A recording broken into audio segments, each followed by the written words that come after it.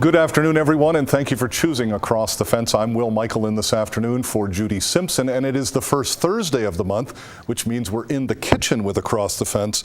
And of course, with cool fall days and winter not far away, our chefs today have prepared an array of comfort food recipes for all of us to enjoy. I'm pleased, as always, to introduce Carolyn Peak from Williamstown, along with Deb Plumley and Lynn Jarvis, who are both from South Hero. And as always, it's a pleasure to have you with us, guys. Before we get started with today's recipes, we're pleased to announce the winner of the Hackett's Orchard 50th Anniversary Cookbook, and our congratulations go to Phyllis Lucia of West Shazy, New York. Phyllis, we know you're going to enjoy the cookbook, and you'll be getting it in the mail any day now. The cookbook for this month's free drawing is donated by Carolyn. The book features more than 370 family favorite recipes, and it's published by Better Homes and Gardens. It's entitled 9 by 13, The Pan That Can. It contains recipes from classics such as German chocolate cake to Greek-style lasagna, and it'll be a great addition to your cookbook collection. Our thanks to Carolyn, and I'll let you know how to enter our free drawing at the end of the show. Of course, we have lots of things to get to, so I'm going to excuse myself and turn things over to you, Deb. Well, thank you so much. And I have to say, it was hard to pick a few of my favorite recipes to talk about today. I find that homemade soup and bread are high on my list of comfort foods. So what a great way to combine, I'm going to tilt it up a little bit here, a wholesome cheddar broccoli soup and its very own bread bowl. The soup base can either be vegetable broth or chicken stock, and then you're going to add lots of sauteed onions and garlic and broccoli and carrots to thicken up that soup. You're going to add some half and half, some seasonings, and of course lots of shredded cheddar cheese. Now, a kitchen tip: if you find sometimes your cheddar cheese sauce is a little gritty, try letting the soup cool a bit before you stir in the shredded cheese, and then you can gently warm it. Now, I did not include the recipe or to talk about the recipe for the bread bowl, but that is included when you send away for the recipes. You just want to make sure when you carve out the bread bowl that you leave ample space on the sides and the bottom so the bread doesn't leak through. So doesn't this look just great? Perfect thing for a chilly fall day. Now, I know Lynn Jarvis is super fond of cornbread. And I have to say, this is not your average cornbread. This is called loaded cornbread.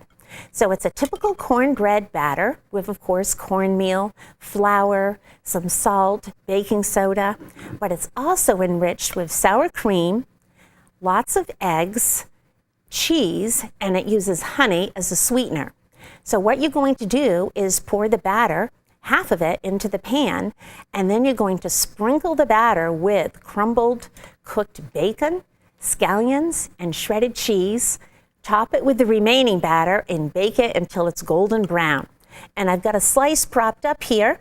I just wanted to make sure everybody could see how rich and wonderful this looks. I didn't make any today, but if somebody has some homemade chili, I think that would be a great pairing. Now let's move on to desserts. I have to say that sometimes I am guilty of buying purchased cookies, and one of my favorites are those Little Debbie oatmeal snack cakes. Well, thanks to Carolyn McCrae of Grand Isle, Vermont, we've got a recipe for homemade oatmeal cream-filled cakes that I tell you are better than anything you can buy in the store. Your oatmeal cookie batter is a little softer than perhaps a normal oatmeal cookie. It's got brown sugar, white sugar, eggs, of course, butter, your flour, I use cinnamon in this. You're going to cook these on a parchment-lined cookie sheet. The batter that you drop will be about 1 to 1.5 tablespoons. So you want to make a nice, generous cookie. While the cookies are baking, you're going to make your buttercream filling. And that is simple. That's confectionery sugar, butter, milk, and vanilla. When the cookies are cooled, you're going to spread the filling on one of the flat sides and put them together to make this wonderful sandwich cookie. Doesn't that look good? So thank you, Carolyn, for making these. And the next time I see you, we're going to have to share them, maybe with a cup of coffee. Now, my final recipe is Mrs. Tyler's Dutch apple pie. And this was sent in by Jorda Paulini of Longueuil, Quebec. I wanted to leave this in the pan so the viewers could see just how nice this looks. Your cake batter is a little unusual. It only uses 2 tablespoons of butter that you cream with sugar. You add some milk, flour, your spices, pour the batter into the pan, and arrange your apple slices on the top. When it's baked for about 20 minutes, you remove it from the oven and pour half a cup of cream over the top. So then that bakes in. Continue baking until they're golden brown. This would be wonderful served warm, or you can refrigerate it and serve it with some whipped cream. So I want to thank Jorda for sending in that recipe, and I hope the viewers give some of these a try. And next up is Carolyn, and I have to say, where's the crock pot? Well, the crock pot is here in spirit because one of my recipes is one that you could use the crock pot to keep it warm. All right then. Well, thank you, and I'm going to let you get on with it. Okay. Well, my first recipe today is called spaghetti pie, and this is from Kathy Yando from Williston, who says the recipe has been enjoyed by her family for more than 20 years. And it starts out with you cook your spaghetti, and I used a whole wheat spaghetti because I like the texture and the flavor of it. You mix that with an egg and some cheese and spread it out in your pan. If you can ever get it out of the pan, you're doing better than I am because it catches there.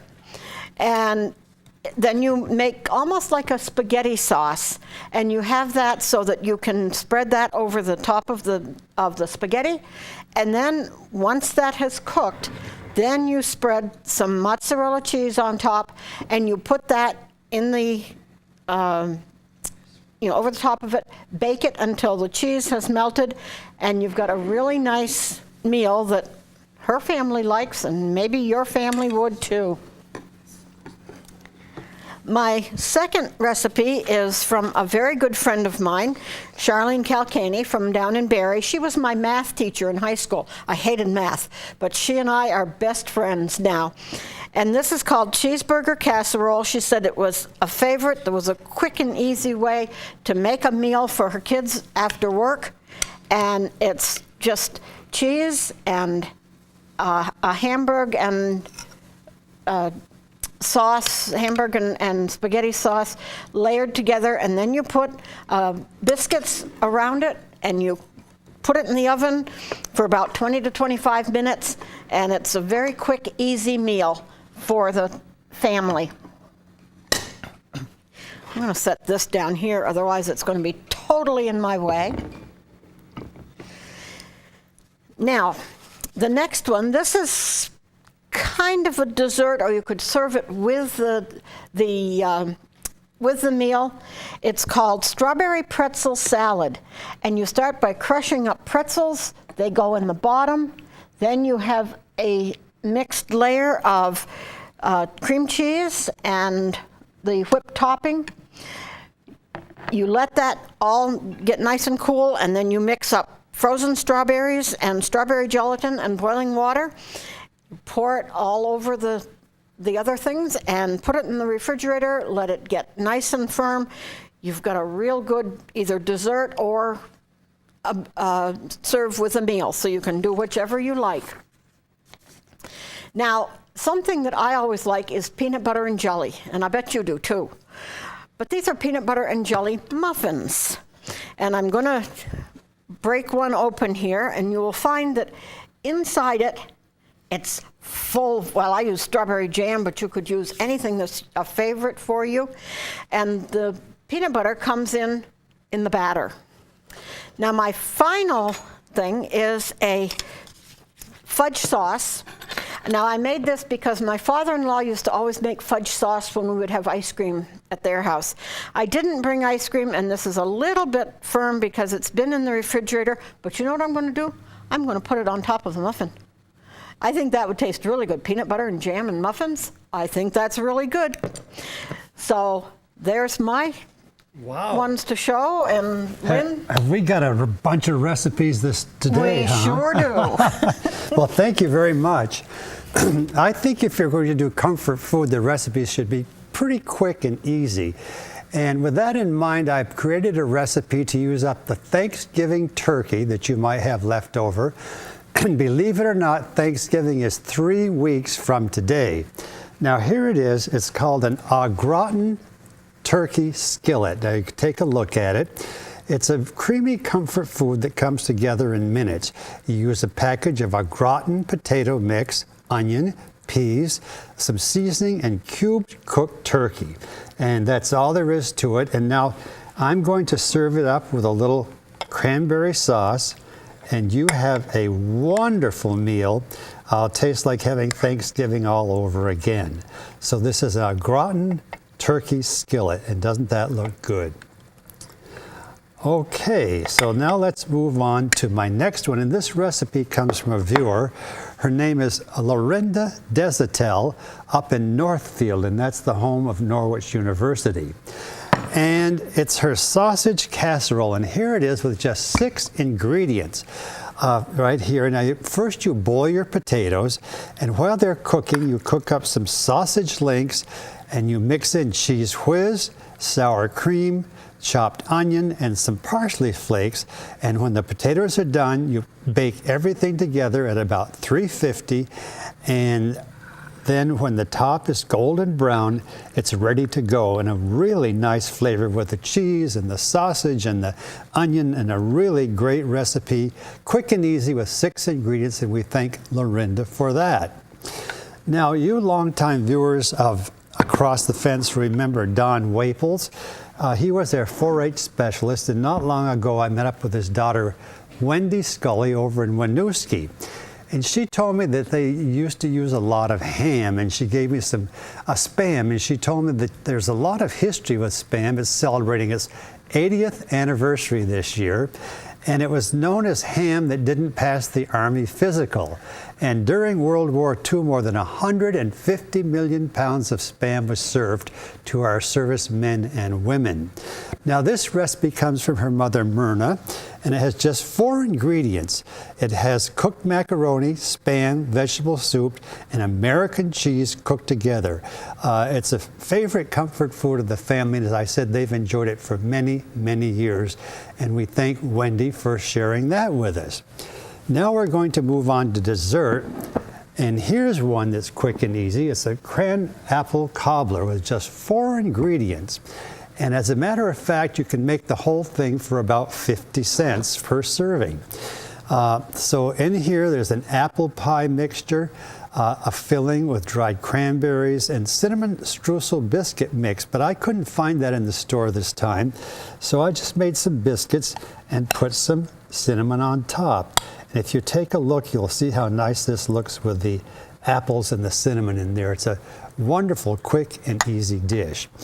And now this one I've been waiting to show you. It's great for Thanksgiving coming up. These are called little cookie turkeys. Now just take a look at these. You want to get your children, your grandchildren, and your nephews and nieces to help you make these. What you use are these little cookies, striped cookies, and you use some chocolate-covered cherries, corn candy, and then the chalk frosting to hold everything together.